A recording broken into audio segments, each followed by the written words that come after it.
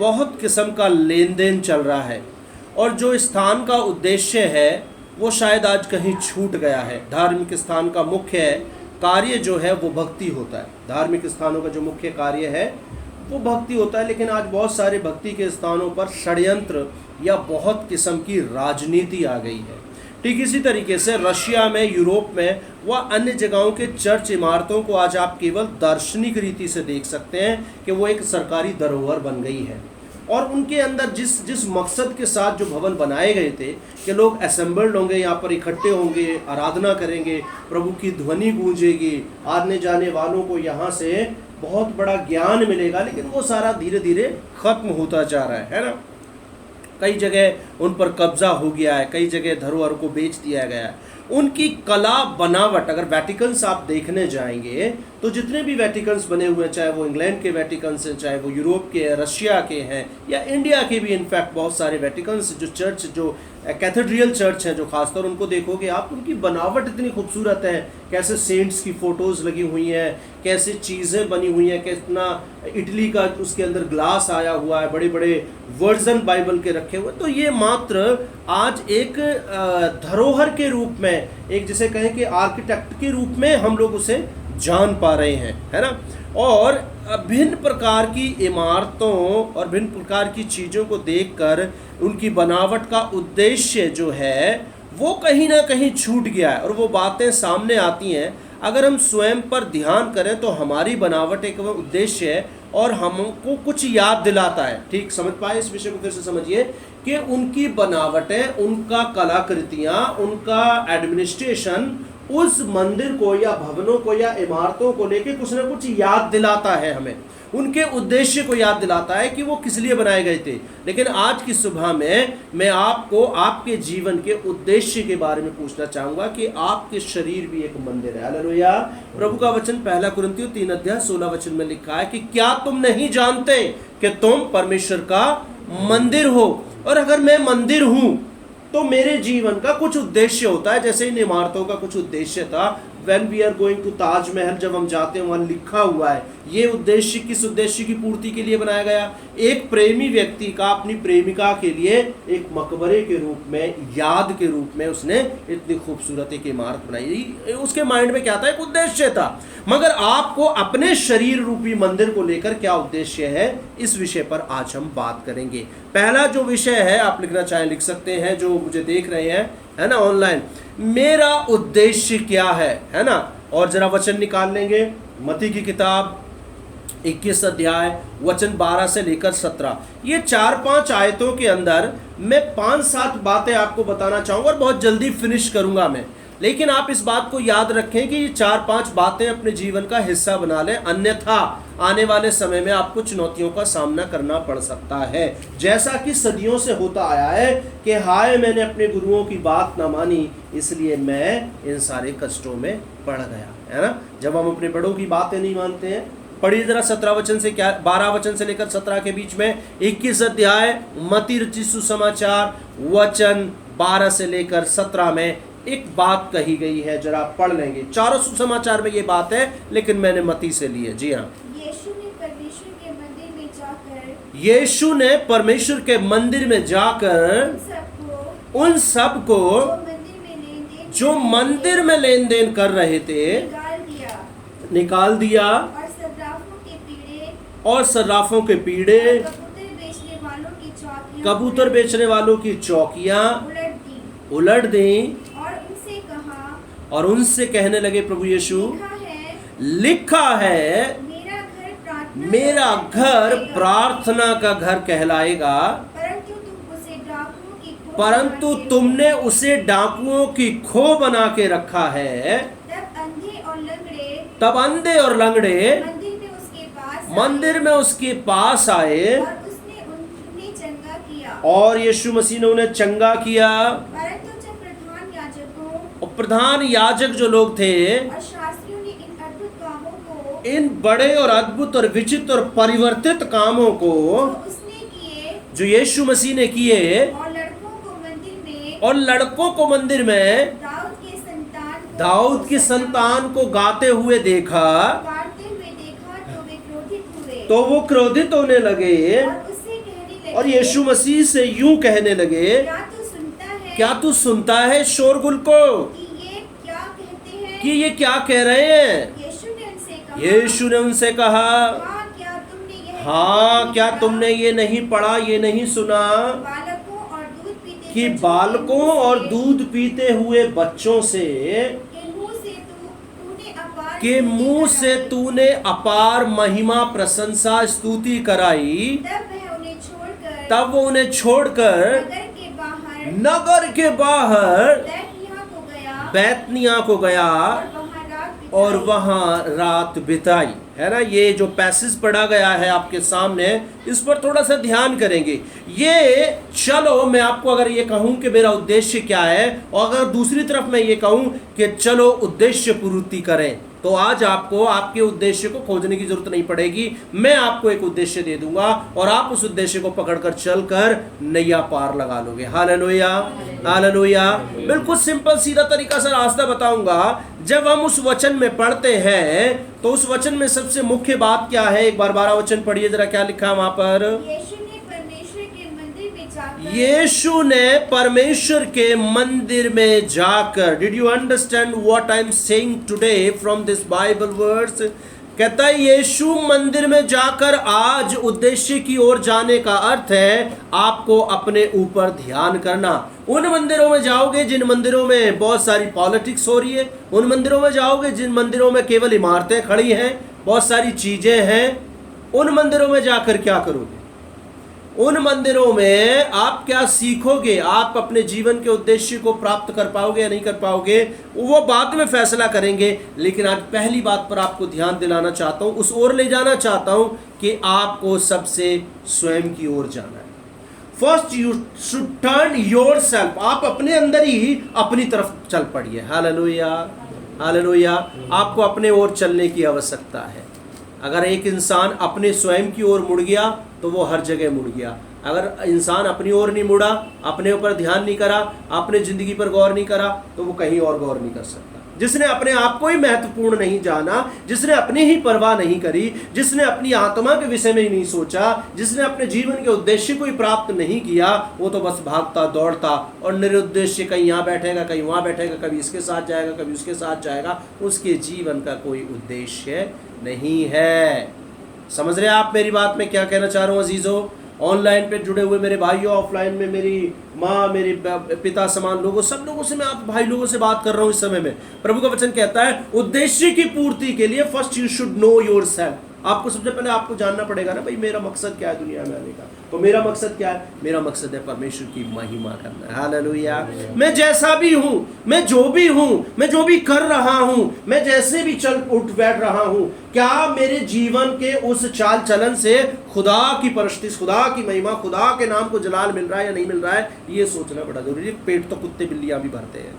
समझ रहे हैं? समझ रहे हैं आप? रिश्ते या बेरिश्ते तो कुत्ते बिल्ली अभी निभाते हैं। इंसान होने के नाते आप सुबह उठी, आपने क्या किया, आपके जीवन के कुछ करने से पिता को कितना आदर मिला, first you should know yourself. आपको जानना पड़ेगा। मंदिर वहीं खड़ा रहता है, मंदिर तो नहीं जाता, लेकिन मंदिर का उद्देश्य लोगों को स्पष्ट नजर आता है जब इंसान खड़े होकर देखते, अरे वो मंदिर मुझे याद दिला रहा है किस बात की, कि मैं जाकर थोड़ी भक्ति करूं। मंदिर क्या याद दिलाता है? भक्ति करना याद। जात पात ऊंच नीच भेदभाव नहीं याद दिलाता, मंदिर याद दिलाता है भक्ति। लेकिन मंदिर में अब क्या आ गई है? राजनीति। तो अब मंदिर क्या याद दिला रहा है? हिंदू, मुसलमान, सिख, ईसाई, ये सब याद दिला रहा है। बट अगर उस मंदिर को त्याग कर इस मंदिर पर गौर करेंगे तो ये मंदिर हमको मानवता की ओर लेके जाएगा, भक्ति की ओर लेके जाएगा, प्यार की ओर लेकर जाएगा और परमेश्वर की ओर लेकर जाएगा। ये मंदिर, वो मंदिर हमें एक खास दल की ओर, एक खास जाति की ओर, एक खास मुद्दे की ओर लेकर जाएगा।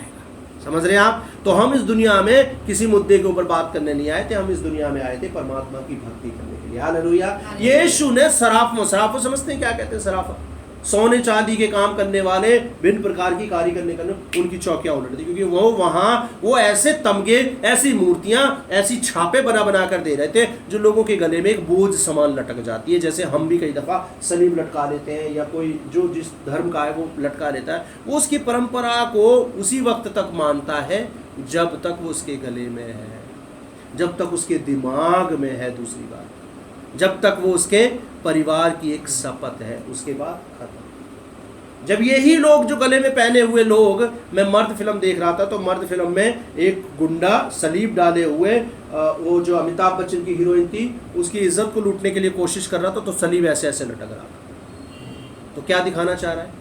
यानी कि उसको उसका उद्देश्य याद, ये सलीब उसे याद, उसकी दिमाग नहीं बदला ना, उसका दिल नहीं बदला ना, उसने इस मंदिर पर गौर नहीं किया ना, उसने उस मंदिर पर गौर किया, इसलिए उस मंदिर से जैसे ही दूर हटा वो अपने उद्देश्य से भी दूर हट गया। आज की सुबह में मेरे प्रिय लोगों, आपका उद्देश्य किसी इमारत में, किसी जगह या किसी व्यक्ति विशेष के साथ जुड़ा हुआ नहीं है, वरन आपका उद्देश्य आपसे जुड़ा हुआ है कि आप कैसे जीते हैं, आप क्या करती हैं, आप क्या खाती हैं, आप कैसे चलते हैं, आप क्या करते हैं। You should know about your self. उद्देश्य की पूर्ति के लिए सबसे पहले अपने आप को जानना। दूसरी बात है, यीशु क्या कह रहे हैं वहां पर? दूसरी बात क्या कह रहे हैं? मंदिर में जाकर सब जो लेन देन करे, भैया ये लेन देन खत्म करो पहले तो। हम बड़ा लेन देन करते हैं, है ना, बड़े आसानी से एक पौवा दे देते हैं और उससे दोस्ती कर लेते हैं, या किसी को बीड़ी पिला देते हैं, बीड़ी में दोस्ती हो जाती है लोगों की, पता है।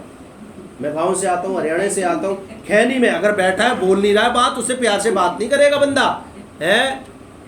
परवीन भाई, क्या नाम है इनका, रोहित भाई, अगर ट्रेन में सफर कर रहे हैं मोकामा से बिहार शरीफ तक, तो कोई व्यक्ति बात करना पसंद नहीं करेगा, लेकिन जब घिसना शुरू करेगा तो दोस्ती हो जाएगी। लेवे का चाहिए क्या थोड़ा है, कितनी जल्दी। मतलब अगर देखोगे आप उस एक खैनी की कीमत ज्यादा से ज्यादा, बहुत ज्यादा करोगे तो 3-4 रुपए में, 3-4 रुपए में बंदे ने दोस्ती कर ली।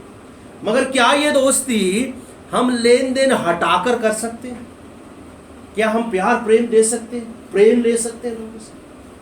किसी से, एक आम आदमी आपके साथ कभी चलने के लिए तैयार नहीं होगा, लेकिन उसको एक लेन देन उसके साथ शुरू कर दीजिए, वो चलना शुरू कर देगा। आज पादरियों के पीछे भी हजारों की भीड़, पता है क्यों चल रही है? क्योंकि पादरियों से उनको चंगाई मिल रही है, पादरी उनको बड़ा प्रलोभन दे रहे हैं, पादरी उनको कई चर्चों में तो खाना खिलाया जाता है। मैं खाने के विरोध में नहीं हूँ, लेकिन जो लोग सिर्फ भोजन के लिए आते हैं, माफ करिएगा, वो फिर भक्ति नहीं कर पाएंगे आगे चल के। जिस दिन उनका भोजन बंद, उनकी भक्ति भी बंद। मैं अपने अक्सर चर्च में एक बात कहता हूँ, भैया हम यहाँ लेने के लिए बैठे हुए हैं, हम नहीं देते हम नहीं देते यहाँ पर। परमेश्वर का वचन ले लीजिए हमसे, अच्छी गवाहियाँ सुन लीजिए हमसे, अच्छे भजन सुनाएंगे हम आपको, परमेश्वर के गहरे गहरे भेद बताएंगे, स्टडी करवाएंगे, लेकिन आपको इस खेत में बोना पड़ेगा। फ्री का मसला यहाँ पर नहीं है। और ये बड़े चैलेंज के साथ इसलिए कहता हूँ मैं ये बात कि आप पहले परख कर देखो, महीना 2 महीना देकर देखो, तुम्हारा भला होता हो तो ठीक है, नहीं तो भाग जाना जहाँ से आए हो, आपके लिए कोई रुकावट के खेत नहीं है। हालेलुया। क्यों? क्योंकि हम परमेश्वर के वचन आधारित सेवकाई करते हैं। वचन आधारित सेवकाई क्या है? कि लेन देन बंद करें, लेन देन। अक्सर मैंने बहुत सारे परिवारों को, उनके माता पिता बहन भाई पारिवारिक लोगों से भी ये कहा है, व्यर्थ की लेन देन बंद करो, पापमय जीवन का लेन देन बंद करो। मैं बेटियों को समझाता हूँ, बेटों को समझाता हूँ, माता पिताओं को समझाता हूँ, लोगों को समझाता हूँ, ये बात कहता हूँ, ये जो लेन देन है ना, इसको बंद करो। मंदिर में जब घुसा, हम मत्ती की किताब 21 अध्याय और वचन 12 से लेकर 17 तक पढ़ रहे हैं, और उसके बीच में आज का संदेश है। संदेश का मुख्य शीर्षक है, मेरा उद्देश्य क्या है और उद्देश्य की पूर्ति कैसे कर सकते हैं। तो मैं आज आपको सिखा रहा हूँ, चलो उद्देश्य की पूर्ति करते हैं। जिसमें हमने पहली बात क्या सीखी है? क्या सीखी हमने? पहली बात कि मुझे स्वयं को पहचानना है, मेरे जीवन का उद्देश्य मुझे जानना है, मैं हूँ कौन आखिर, है ना। अगर मैं एवं ही हूँ, अगर मैं फालतू में ही हूँ, तो फिर कोई दिक्कत नहीं है। जैसे कुत्ते बिल्ली मरेंगे, वैसे आप भी मरेंगे, आपकी परीक्षाएं भी आपके दिमाग से और लोगों के दिमाग से मिटा दी जाएगी। मर गया खत्म, याद नहीं करेगा। मगर आप एक उद्देश्य के साथ मरते हैं जमीन पर, ओ परमेश्वर के लोगों, न केवल परमेश्वर के लोग वरन सारी दुनिया, सारी लोग आपको याद करेंगे। वो बल्ब बनाने वाला मर गया, कितने साल पहले मर गया? बल्ब कितने साल पहले बना भाई? अप्रॉक्स 350 साल पहले बल्ब का निर्माण हो गया था। वो बल्ब वाला मर गया, लेकिन आज भी उसका बात याद है और लोगों को प्रकाश दे रहा है। वो इंजन वाला मर गया, जिसने इंजन बनाया भाई, अंग्रेज है, लेकिन आज भी उसका इंजन हजारों लोगों को। उद्देश्यपूर्ण जीवन। एक केरला के अंदर सर, इस उदाहरण को सुन लीजिए, बड़ा प्यारा उदाहरण, मेरी लाइफ का बड़ा अच्छा उदाहरण लगता है मुझे ये। स्टीम से आप क्या बना सकते हैं? एक गैस जो निकलती है ना, गैस, या एक चूल्हे पर जब वो भाप आती है, कुकर में जो भाप आती है, या इडली के समय भाप आती है, आप उससे क्या बना सकते हैं, ये आप पर निर्भर करता है। आप उसे कैसे देखते हैं, ये आप पर निर्भर करता है ना। एक गैस निकालने के लिए जब गैस कुकर में से निकल रही थी तो किसी ने तो उसको भाप का एक इंजन बना दिया था, भाप से चलने वाला इंजन। कोयला डालते थे, भाप बनती थी और धक धक करके इंजन चलती थी। समझ रहे आप? समझ पा रहे? आइडियोलॉजी को पकड़िए एरिक साहब, आइडियोलॉजी को पकड़िए। हैं?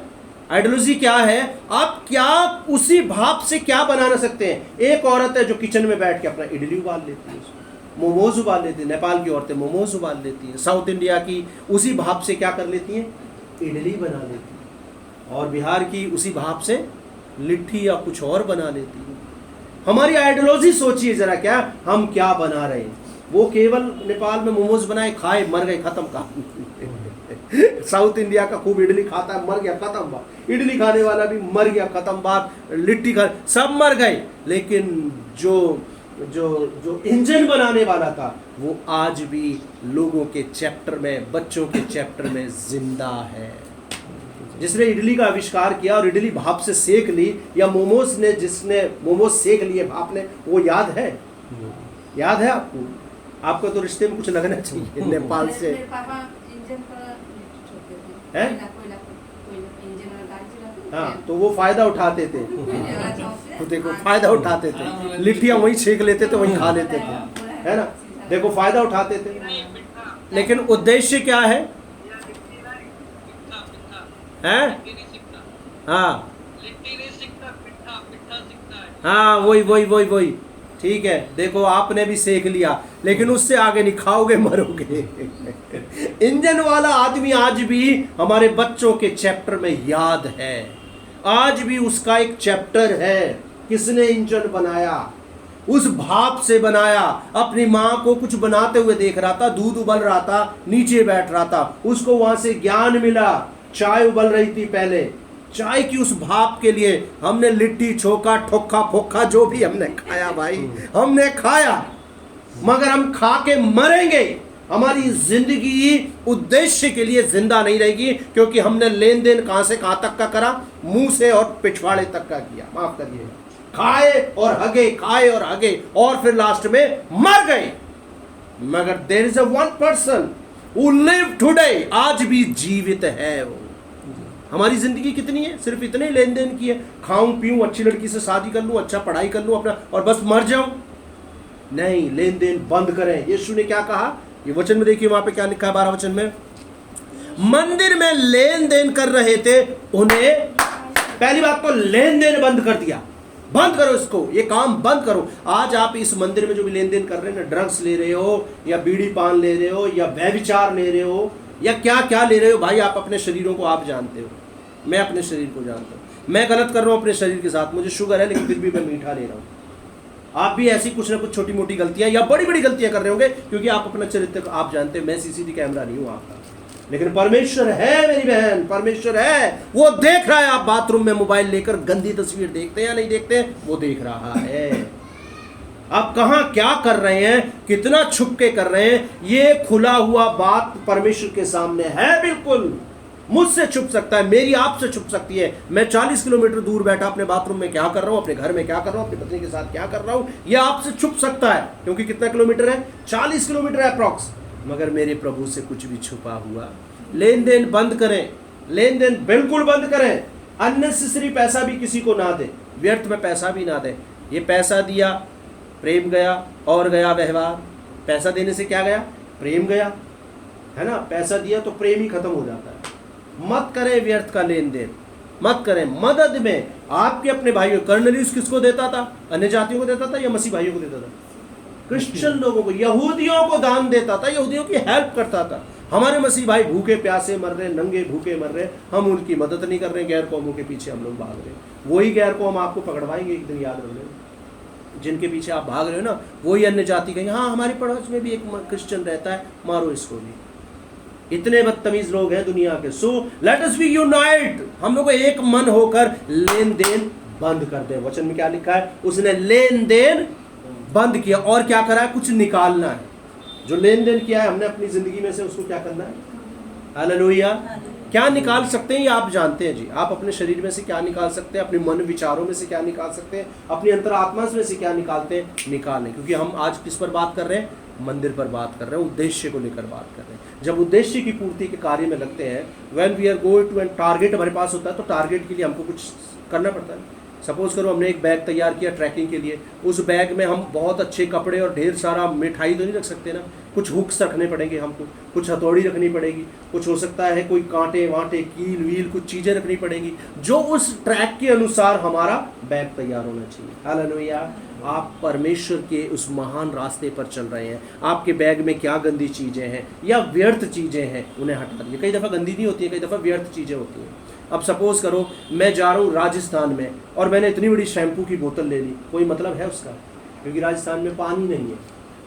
और इतनी बड़ी शैम्पू की बोतल से लेने से क्या फ़ायदा हमको, बल्कि साबुन में भी ऐसा साबुन लेना चाहिए जो चिकना कम हो। डव ले लिया मान लो हमने, ढेर सारा पानी इस्तेमाल हो, समझ रहे। और जा रहे हैं हम कहाँ, पांडुचेरी, जहाँ रात दिन ही पानी बरसता है, और हमने वहाँ शैम्पू कुछ भी नहीं लिया, तो हम मूर्ख हैं। So we should track. हम लोगों को क्या करना है, हम लोगों को ध्यान देना है कि हम कौन से सफ़र पर हैं और हमको क्या लेना है क्या नहीं लेना है। लेन देन बंद भी करना है। भैया मैं जा रहा हूँ 5 दिनों के लिए, अभी मैं साउथ गया था, आपको पता है, मैंने बंद कर दिया लेन देन कि भाई अभी नहीं मैं कुछ ले दे सकता, अभी मेरे को जाना है, मेरे को वहाँ पैसे खर्च करने हैं, मुझे वापस भी आना है। तो मैंने कुछ दिनों के लिए, 1 हफ्ते के लिए लोगों से लेन देन, मेरे किसी दोस्त ने 10,000 रुपये मांगे, मैंने कहा मैं नहीं दूंगा भाई। एक ने 4,000 मांगी, उसको दे दिया। मैंने कि भाई आके चाहिए मुझे मकान शिफ्ट करना है, समझ रहे हैं आप। तो लेन देन बंद करें व्यर्थ का, अरुण सर बंद करें लेन देन। ये लोग हैं जो आपका समय, आपके इमोशंस और आपका धन, ये तीनों खा जाएंगे, और लास्ट में आपकी भक्ति के नाम पर कुछ नहीं रह जाएगा। यीशु ने वही सिखा रहा है, कह रहे तुम यहाँ बैठे बैठे भक्ति करनी चाहिए तुम्हें मंदिर में, और तुम कर क्या रहे हो, लेन देन कर रहे हो। इनको निकालो, निकालो। आगे उन्हें निकाल दिया और उलट दिया। प्रॉब्लम क्या है हमारी, हम निकालते हैं कि सांप को घर से निकाल दोगे वापस आएगा कि नहीं आएगा, बिच्छू को निकालोगे, चूहे को निकालोगे, वो जो गणेश के नाम पर चूहे को मारते नहीं है, वो लोगों को फिर घर में चूहा आ जाता है ना, जाल में पकड़ते हैं। अरे मार नहीं सकते ना हम लोग, ऐसे हिंदू भाई बेचारे हमारे ऐसे बोलते हैं, मार नहीं सकते। फिर आते हैं उनका अच्छा वाला सोफ़ा बढ़िया करके चले जाते हैं, फिर घूम फिर के, उसको पता है घर, उसको एड्रेस मालूम है, उसके पास आधार कार्ड है आपका। चूहे के पास सब कुछ है भाई, वो अपना रास्ता नहीं भूलता, जानवर है, सेंस है उसको।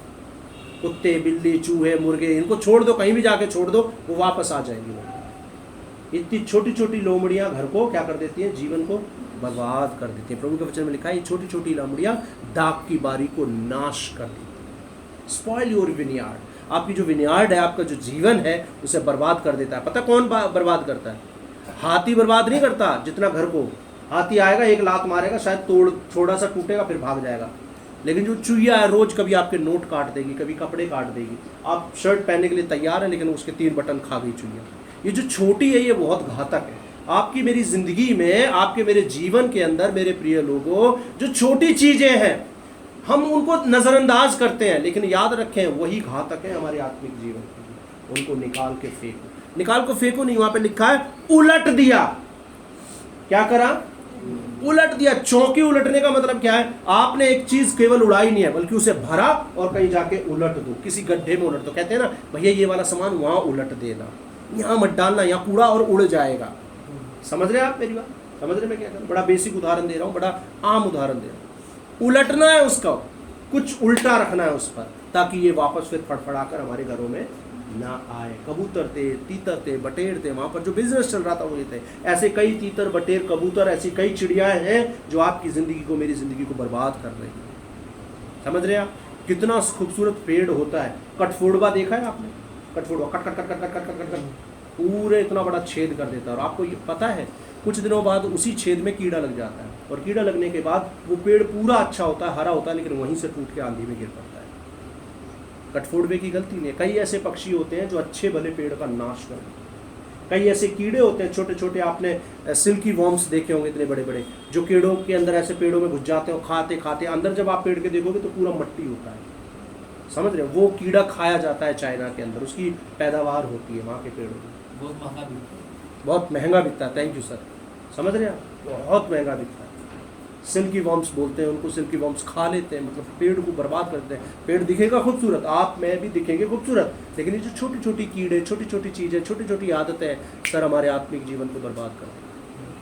यीशु मसीह ने क्या कहा? उनको निकाल के उलट दिया ताकि वो किसी और के जीवन को, किसी और दोबारा दुकानदारी को, किसी और बात को फिर से शुरुआत ना कर सके।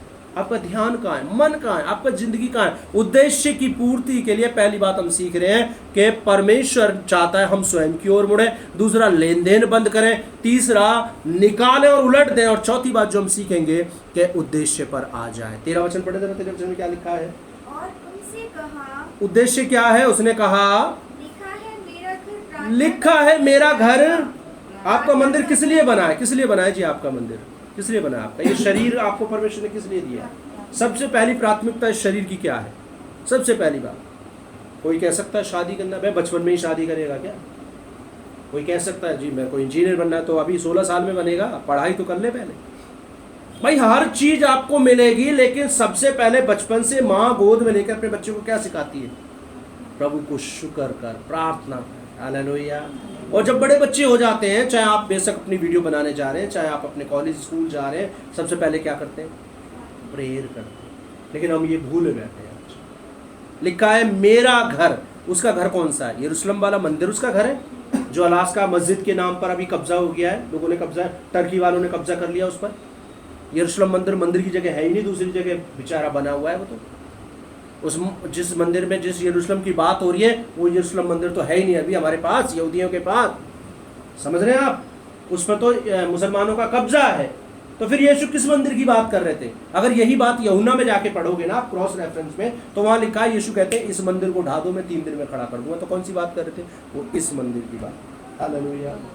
We should concentrate. हमको अपने इस मंदिर पर ध्यान कर रहा है। क्या लिखा है वहां पर? 13 वचन फिर से पढ़े, क्या लिखा है? मेरा घर, my house shall the prayer. मेरा घर, ये जो शरीर है, ये सबसे पहली इसकी रिक्वायरमेंट क्या है? सांसों के द्वारा जिंदा रहता है ना। आत्मिक जीवन भी प्रार्थना के बगैर मुर्दा है। आत्मिक जीवन भी प्रार्थना बगैर। आप अच्छा खाइए, बहुत गोरे सुंदर दिखेंगे, स्मार्ट दिखेंगे। आप कुछ भी करिए, बहुत अच्छे लगेंगे, लेकिन याद रखिए आपका आत्मिक जीवन कितना बदसूरत है अंदर से। किसी दिन अगर अंदर अपने आप को झांक के देख लिया ना, आपको अपने आप से घृणा हो जाएगी। क्यों? प्रार्थना का जीवन नहीं, वचन का जीवन नहीं है, गवाहियों का जीवन नहीं। उस दिन आप क्रीमें ढूंढोगे, बड़े बड़े सैलून ढूंढोगे, आपके आत्मिक जीवन को कोई शेप में नहीं ला सकता, कोई सुंदर नहीं बना सकता, कोई भी क्या कहते हैं उसको, मसाज पार्लर आपको खूबसूरत अंदर से नहीं बता सकता। इस थोबड़े को, इस शरीर को तो बहुत अच्छा करवा लेंगे हम। मैंने भी पिछले दिनों गलती से चला गया, खुदा ने मुझे मना कर रखा है, मेरे को जाना नहीं है, लोगों के हाथ नहीं लगवाने मैंने अपने चेहरे पर, मगर मैं ठहरा इंसान, नहीं सुनी मैंने खुदा की, चला गया। वो मुझे पटा रहा, मुझे उस पर तरस आया, क्योंकि वो दुबई से छोड़ के आया बंदा और उसके पास बहुत सारी मजबूरी थी। तो कहने लगा सर ये करवा लो, सर ये करवा लो, सर ये करवा लो। मैंने तरस खा लिया। मैंने कहा तेरे को क्या लगता है मेरे चेहरे को देख कर कुछ करवाना चाहिए? कहने लगा हाँ सर आपको करवाना चाहिए, मिट्टी है, डस्ट है, ये है, वो ऐसे कहने लगा। मैं उसको बोला, मैंने उसको ये बात भी बोली, मैंने कि मैं प्रार्थना में 2 घंटे बैठूंगा, तेरे करे हुए काम से ज़्यादा मेरा चेहरा खूबसूरत हो जाएगा। कहने लगा अरे सर वो तो आपका पर्सनल मैटर है, सर वो तो आपका जो है ना, खुदा से प्यार करते हैं, ऐसे बोल रहा हूँ। कह रहा लेकिन हम लोग ना अपने तरीके से बता रहे हैं आपको। मैंने सोचा कभी कभी बाहर के तरीके भी सुनने चाहिए, लेकिन ये गलती करी मैंने। और जैसी ये गलती करी मैंने, मुझे 3, 4, 5, 6 दाने यहाँ निकल गए। ठीक है, मैं कहता हूँ ना, मैंने लाज का काम किया, मुंह दिखाने के काबिल नहीं किसी को, तो मैं मुंह दिखाने के काबिल नहीं। ये देख रहे हो काले काले निशान लगा। और कितने पैसे लगे इसमें? 1000 से ज़्यादा पैसा लगा। 1000 में क्या लेके आया हूँ मैं? 3-4 दाने। क्या लेके आया हूँ? 3-4 दाने। अरे 8-9 दाने थे, गिने जब मैंने 8-9 दाने थे। तो शुक्र है दुआ कर करके गोले का तेल लगा के, क्रीम भी कोई नहीं, पॉन्ड्स मेरी बड़ी फेवरेट थी, लेकिन अभी तो वो भी नहीं लगा रहा हूँ, गोले ही लगाया, गोले का तेल लगा। प्रभु क्षमा कर दे, क्षमा कर। कभी कभी जब हम अपने उद्देश्य में दूसरे लोगों का हाथ लगवा लेते हैं, हस्तक्षेप करा लेते हैं, मैं बताना चाहता हूँ कि परमेश्वर नहीं चाहता इस चीज़। लगता तो है बहुत लविंगली, किसको अच्छा नहीं लगता? आहा पार्लर पे ऐसे पड़े हो, गरम गरम भाप लग रही है, प्यारे प्यारे हाथ लग रहे हैं, पतले पतले से आए हाय, किसे अच्छा नहीं लगता है? किसे अच्छा नहीं लगता है भाई? मगर परमेश्वर नहीं चाहता, परमेश्वर नहीं चाहता आप ये करवाएं। बहुत सारी औरतों को भी खुदा ने हिदायत दी है, तुम नहीं जाना ये सब करना। और जब जब वो औरतें गई तब तब उधर से ऐसी डरावनी शक्लें लेकर आई मेरी तरफ। समझ रहे मेरी बात में क्या कहना चाहता हूं? परमेश्वर कुछ चाहता है, मंदिर है हम उसका। हर किसी का, जब मैं बाल कटवाने जाता हूँ ना किसी भी नाई पे, मुझे क्या पता नाई वो रात में क्या करके आया अपने हाथ से, गंद मचा के आया, चोरी करके आया, या नाइट में पता नहीं क्या गंद काम करा है उसने, और वही सुबह मेरे हाथ सर पे लगाए। मैं जब भी जाता हूँ मैं अपने बेटे के लिए अपने लिए दुआ करके जाता हूँ। मैं कहता हूँ प्रभु मैं अपना सर तेरे पवित्र लहू में छुपाता हूँ, जो भी नाई वाई हाथ लगाए प्रभु परमेश्वर मेरे सर की आप हिफाजत करना, क्योंकि मेरा सर क्या लेके चल रहा है? अभिषेक लेकर चल रहा है। मेरा सर परमेश्वर के वचन के ज्ञान को लेकर चल रहा है। ऐरे गहरे उनको हाथ लगवा लो, फिर वही आपके अंदर वही जहनियत आए। रात पता नहीं ना क्या किया उसने, उस हाथ से चोरी करी है, आप सब समझदार है, क्या गंद फंद मचाया उसने। समझ रहे? We should careful. आप अपनी बहुत अच्छी फाइल पर किसी मोची के हाथ में दे दोगे आप, या किसी के भी हाथ में दे दोगे अपनी अच्छी, अरे भाई कोई बहुत मोस्ट इंपॉर्टेंट, हमारा सर मोस्ट इंपॉर्टेंट फाइल है जिसके अंदर इस बात की समझ है कि हम परमेश्वर से प्यार करने वाले लोग हैं, और मेरा सर उसके सजदे में झुकता है, मेरे सर पर उसका आशीर्वाद है। मैं ये अपना सर किसी को भी नहीं दे सकता।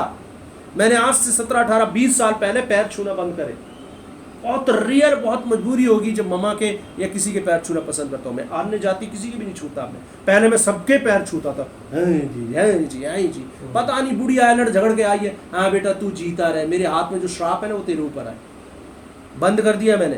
परमेश्वर का वचन कहता है तुम्हारा पृथ्वी पर एक ही पिता हो, और तुम पृथ्वी पर किसी का सजदा, किसी मूर्त या जीवित या मृतक या इस लोक में या परलोक में या पेड़ पौधे या नदी नाले या मनुष्य तक, कोई भी किसी के भी आगे तुम सजदा।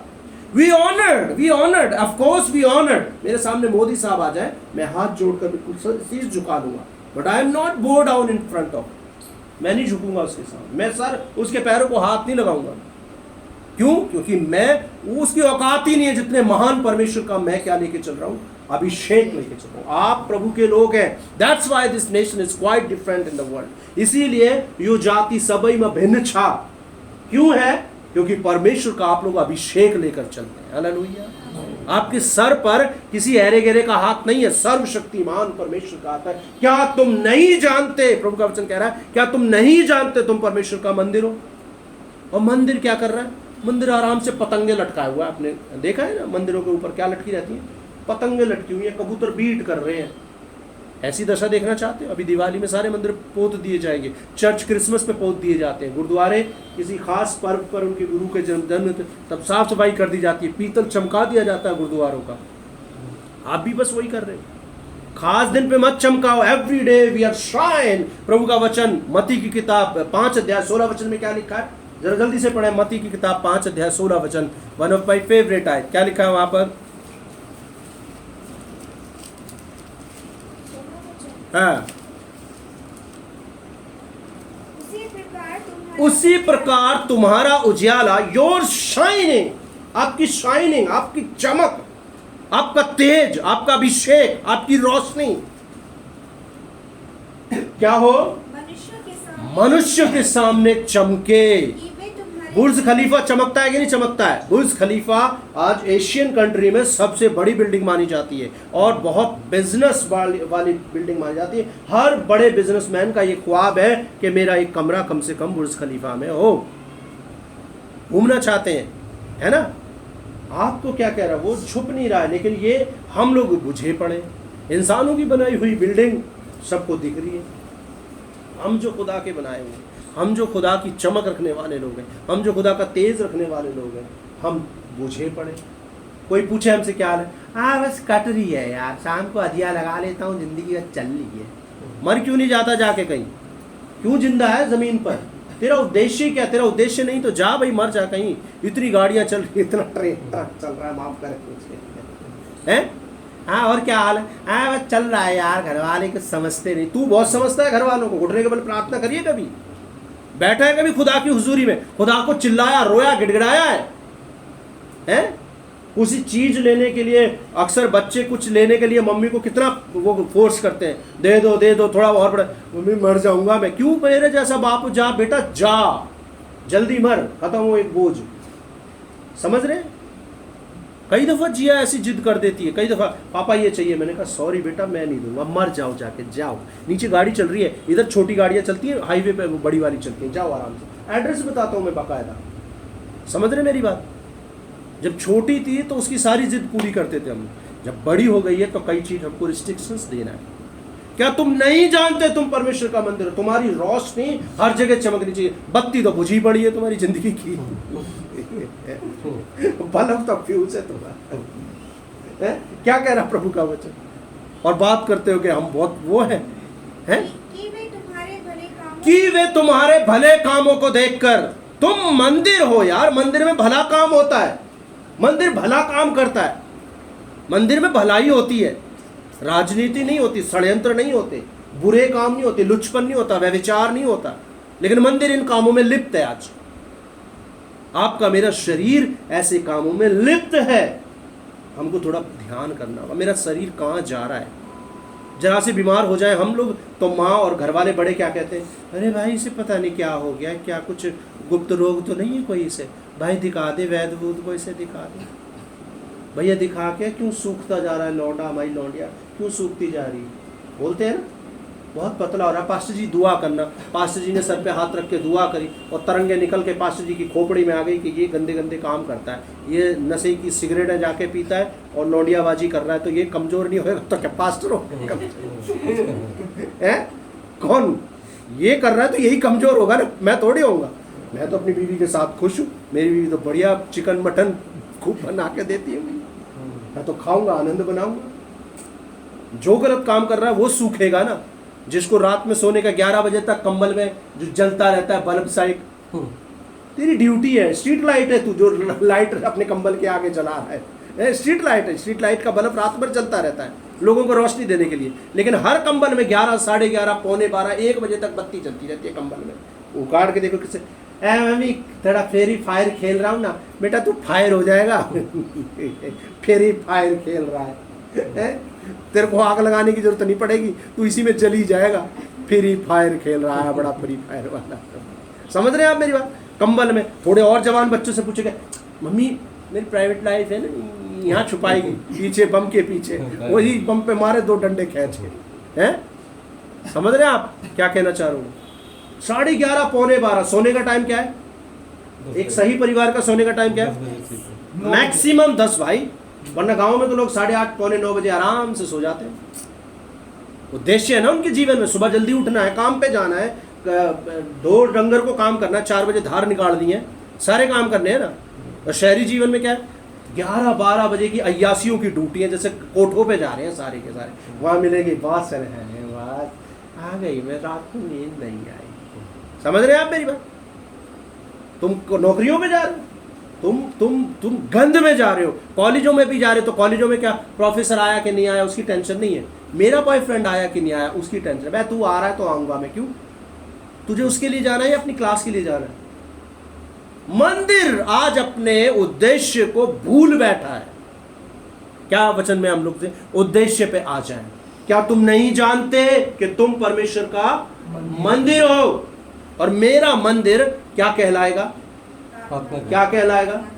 क्या कहलाएगा? कितनी देर प्रार्थना करनी है भाई? कितनी देर करनी है प्रार्थना? मंदिर ये सवाल कर सकता है कि मेरे अंदर धूप बत्ती मत करो, मुझे खांसी आ जाएगी धुआं होएगा तो? मंदिर ये शिकवा कर सकता है? या मंदिर ये शिकवा कर सकता है बस प्रसाद मत चढ़ाओ बहुत ज्यादा, बस चढ़ावा मत चढ़ाओ, प्लीज रोक दो इन सब चीजों को? क्या मंदिर ये शिकवा कर सकता है?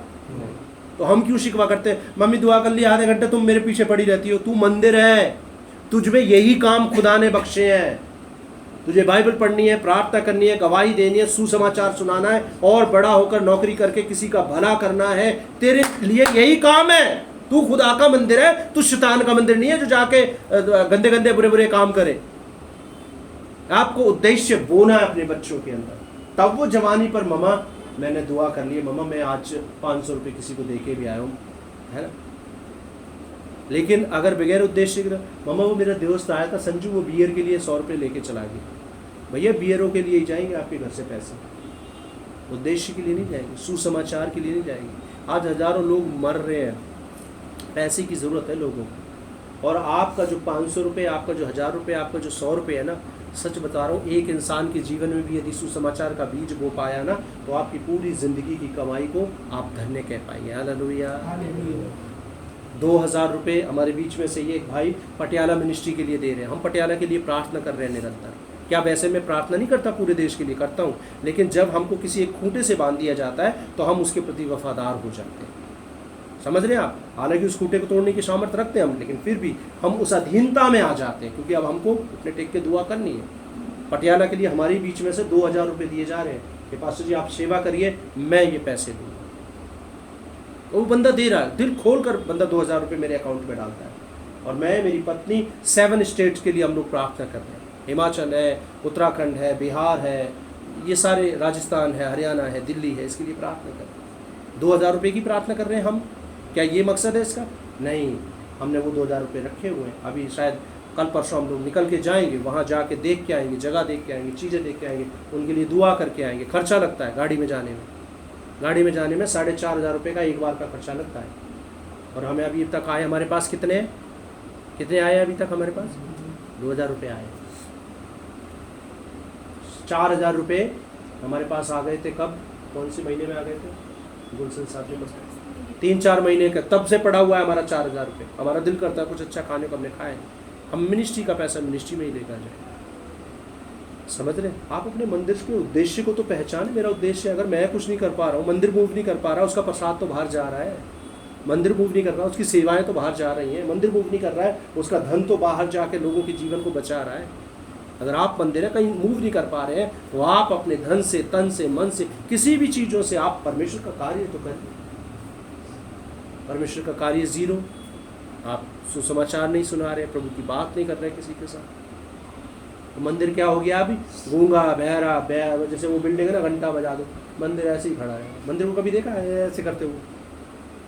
देखा है कभी मंदिर को? किसी चर्च को देखा है?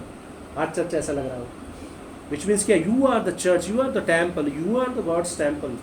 आप है वो मंदिर, आप है मुस्कुराएंगे, आप है जाएंगे, आपके कदम है।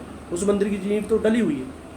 समझ रहे हैं आप मेरे ऑनलाइन वाले, मेरे साथी दोस्तों, मेरे बच्चों, है ना? अगली बात 14 वचन पढ़िए। हाँ, मंदिर में उसके पास आए। यस, यीशु मसीह क्या कर रहे हैं? अगली बात, मंदिर को जो कुछ करना चाहिए वो करना चाहिए। यीशु ने क्या किया? यीशु ने क्या किया? यीशु ने क्या किया?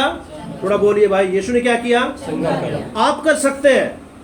आप है ना मंदिर, आप है ना यीशु मसीह के चेले। यीशु मसीह ने क्या कहा? मैं ये सारे अधिकार तुमको देता हूँ, जाओ बीमारों को चंगा करो, गरीबों को ढांढस बंधाओ, उनको छुटकारा दो, जिसके पास कुर्ता नहीं है उसे कुर्ता दो, तुम करो जाकर, मुर्दों को जिलाओ, है ना? यूहन्ना के पास, यूहन्ना मर गया, उसका गला काट लिया, तो यूहन्ना के चेले आके तो उन्होंने कहा जाओ कह दो, ये अंधे देखते हैं, लंगड़े चलते हैं, गूंगे बोलते हैं, और बहरों को सुनाया जाता है। कौन कर रहा था ये? यूहन्ना के बाद कौन कर रहा था?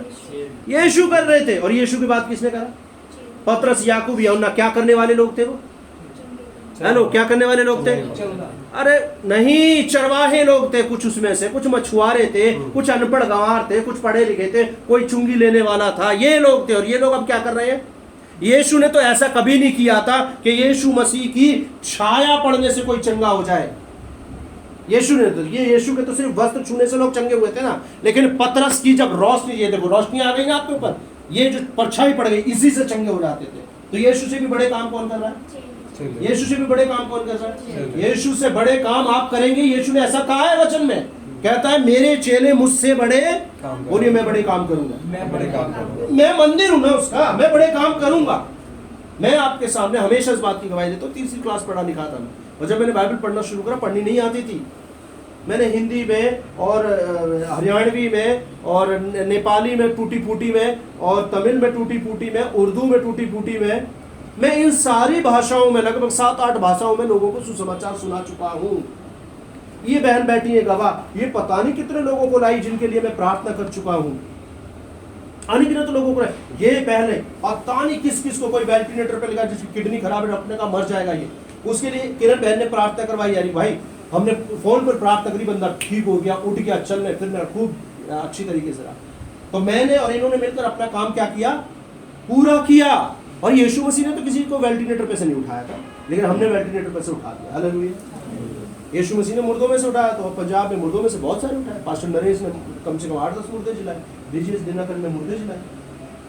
समझ रहे हैं आप मेरी बात? यीशु मसीह ने तो सिर्फ 4 मुर्दे बाइबल में जिलाए, लेकिन बाकी हमने कितने जिला दिए?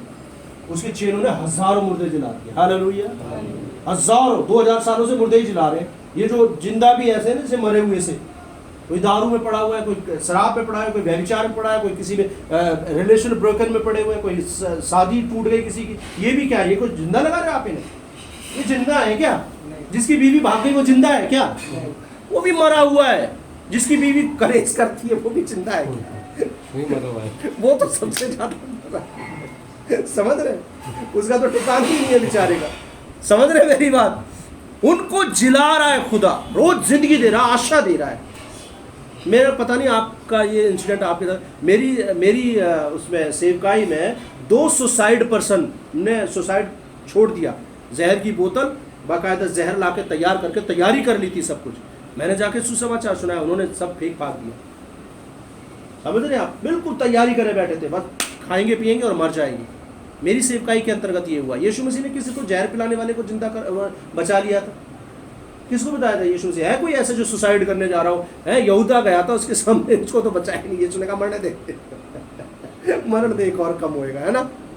हरियाणा का था नहीं यीशु मसीह, इसीलिए है ना। यहूदा को बचाया तो सुसाइड करने जा रहा था, जब यहूदा को बचाया नहीं यीशु ने, मैंने बचाया।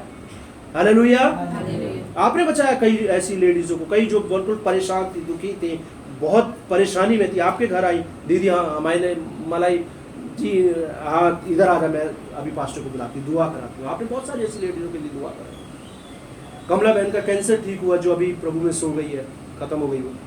समझ रहे आप? तो आपने बड़ा काम किया। यीशु मसीह ने कौन से कैंसर को ठीक करा? यीशु मसीह तो छोटे छोटे काफी काम करे, लेकिन उससे ज्यादा बड़े उसके चेलों ने करे, और आज भी कर रहा है। एरिक भाई, आप कमजोर व्यक्ति नहीं है। आप यदि अपने उद्देश्य को पहचान लेते, जिंदगी को पहचान लेते, यीशु मसीह इसी एरिक को जिस समाज में, जिस घर में, जिस जगह पर रहता है, वहीं पर नमूना बना देगा आपको। समझ रहे हैं आप मेरी बात? पतरस उन्हीं गलियों में कैसा होगा सोचो जरा। मच्छी लाता होगा, बदबू होती होगी, बीवी कहते हैं परे हो जाते, क्योंकि सास थी उसकी तो बहू भी होगी। बगैर बहू के तो सास नहीं होती ना। आपके पास है कोई फॉर्मूला बगैर बहू के सास बनाने का? नहीं है ना? मेरे पास तो नहीं है भाई, है ना? है आपके पास कोई बना रखी हो ऐसे? बगैर सास की बहू है आपके पास? कोई बगैर बहू की कोई सास है आपके पास? नहीं है ना? प्रभु के लोगों, समझो इस बात, यीशु मसीह हमसे बड़े बड़े काम करवाता है। कैसे करवाता है? क्या लिखा है 14 वचन में? जो आप कर सकते हो, कर सकते हो कि नहीं कर सकते? किसी अंधे को आप आंख दे सकते हो कि नहीं दे सकते? ये आंख नहीं दे सकते तो कम से कम हाथ पकड़ के तो उसका चल सकते हो। हालेलुया, आपकी आंख है तो उसको दे सकते हो। ये रीटा बहन का नेचर है। रीटा बहन पता नहीं किस किस को चावल घर में बना बना के खिलाती है, पता नहीं कितने नेपाली, जिनसे भी पूछो वो इनका हिसाब वो है कि जितने काले मेरे बाप के साले, इनका हिसाब वो है। जितने भी नेपाली आएंगे, नहीं ये मेरे गांव में वो चाची का, फूफी का, नानी का, या जिससे कोई रिश्ता नहीं, नहीं ये वैसे ही है। मैं पूछता हूँ नहीं ये कौन है? आपके चाचा है? ताई है? कौन है ये? नहीं नहीं वैसे ही है, वो मेरी शकल नेपाली, इसकी भी शकल नेपाली, हम दोनों नेपाली, आओ चलो कुछ रामरो कर अच्छे है ना। रामरो क्या करते हैं ये लोग? उसे चावल बनाएगी, चिकन खिलाएगी, बहुत अच्छे उसके साथ काम करेगी, 100-200 रुपये भी उसे देगी। और मैं मना करता हूँ, बहन ये नहीं करना, है ना, लेकिन कर रही है। यीशु से बड़े काम जो हमको करने हैं। Hallelujah, hallelujah. बहुत सारी औरतें धोखा दे गई इनको, इनके पैसे ले गई, वो नहीं दिए अभी तक, समझ रहे हैं आप? लेकिन फिर भी कर रही, फिर भी चावल, भात चावल और वो मीट खिला रही है। समझ रहे, समझ रहे आप? करना है जो आप कर सकते हो। 14 वचन क्या कह रहा है? उसने अंधों की आंखें खोली, लंगड़ों को चलाया, बहरों को सुनाया, उसने किया कुछ। 15 आयत जल्दी से पढ़ें, क्या लिखा है? एक बात बताऊं मैं एरिक साहब, जब आप खुदा की मर्जी को पूरा करने लगते हैं, खुदा आपके नाम को उठाता है। कोई मुझे जानता था अगर मैं अपने गांव में रहता और वो कंपाउंडरी का काम करता रहता तो जानता कोई मुझे?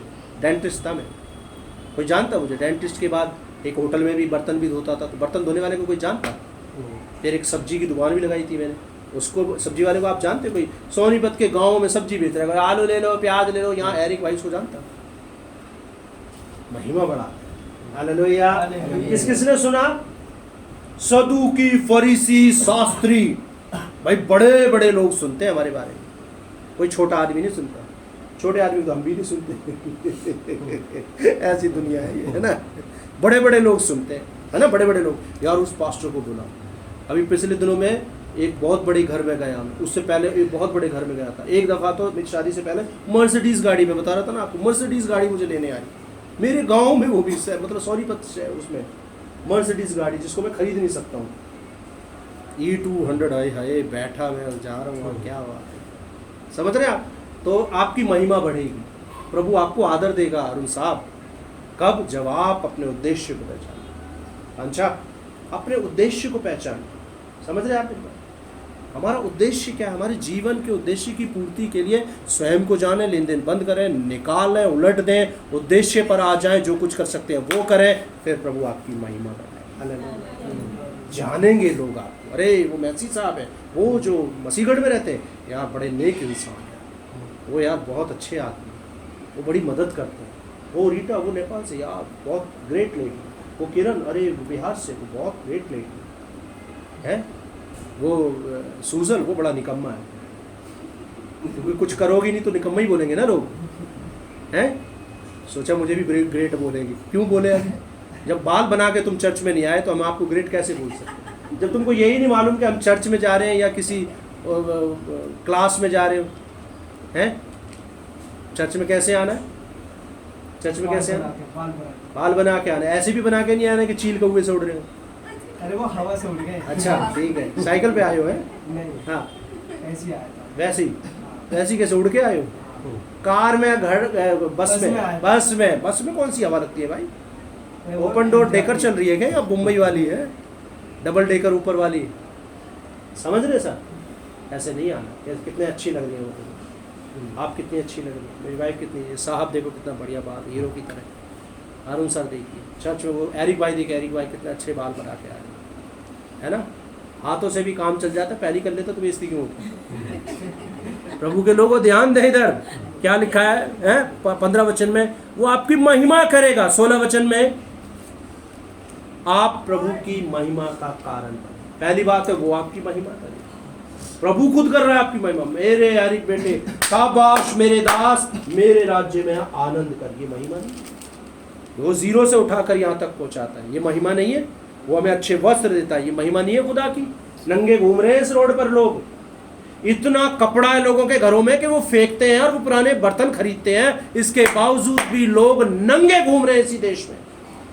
आपकी कबर्ड में सूट कितने होंगे, और जब बेटा कहे मम्मा वो वाले सूट है, मेरे पास कहाँ है सूट, है ना। सूट ही नहीं है इनके पास, आपके पास साड़ी नहीं है एक भी। इनके पास तो आज एक उतारा, फिर फेंक दिया उसे, फिर दोबारा ये पहने। समझ रहे हैं आप? आपके पास शर्ट नहीं है, मेरे पास कपड़े हैं ही नहीं। सब कुछ होने के बाद भी इस देश में नंगे घूम रहे हैं लोग, कपड़ा नहीं है उनके पास। एक शर्ट एक पैंट 5-5, 6-6 साल चलाते हैं। 6 साल पुरानी तो मैं भी पहन के आया हूँ, साजिया फैजिया की शादी की पहन के आया हूँ। आज 6 साल हो गए, जब बेटा पैदा हुआ था तभी बनवाई थी। बेटा 6 साल का, पैंट भी 6 साल का। लोगों के पास नहीं है भाई, लेकिन प्रभु हमारी महिमा बढ़ाता है, हमको अच्छा देता है।